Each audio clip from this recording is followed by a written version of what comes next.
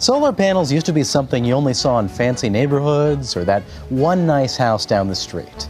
But in the last 10 years, the cost of solar has fallen by more than half. In 2019, installing solar is starting to look like a really smart investment for millions of homeowners. But that might be about to change. As of a couple weeks ago, I'm one of the couple million homeowners who invested in solar. When I dug into the research, there were some clear benefits. Not only would it be better for the planet, it turns out to be a good investment overall. Installing solar was more affordable than I thought. It would instantly increase the value of my home. And after crunching the numbers, I realized I'd recoup the cost pretty quick too.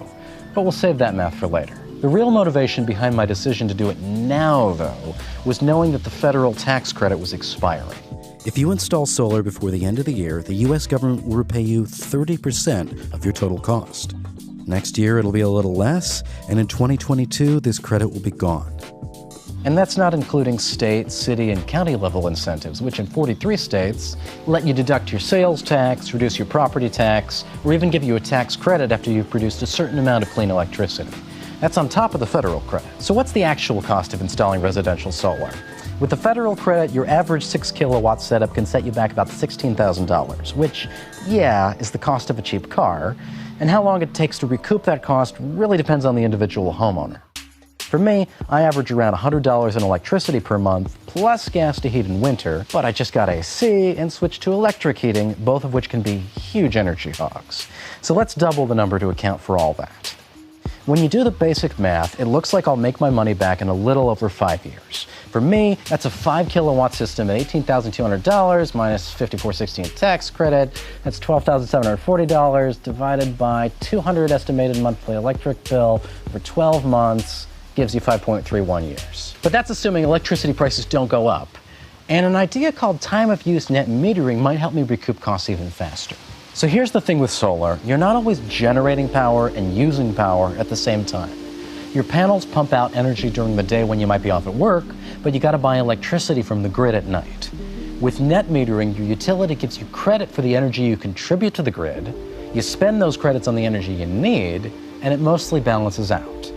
But many utilities also charge you more for electricity during peak hours, when there's more demand for power, usually in the afternoon or evening when people get home from work. But because my solar panels are still producing electricity in the afternoon, I don't need to buy as much pricey peak power as I would without solar. Now you might ask, why don't I just buy batteries to store all that extra energy my panels produce during the day? I wondered that too. Tesla has a very Tesla-looking battery that costs $7,800, and there are other options as well. But several installers I spoke to say the storage tech isn't worth the cost unless you live in a blackout-prone area. That's partly because the batteries are expensive, partly because they're expected to become much better and far cheaper in the next 5 years, and partly because even with batteries, you can't easily ditch the grid. Right now, batteries are an upsell that help your local utility more than anything.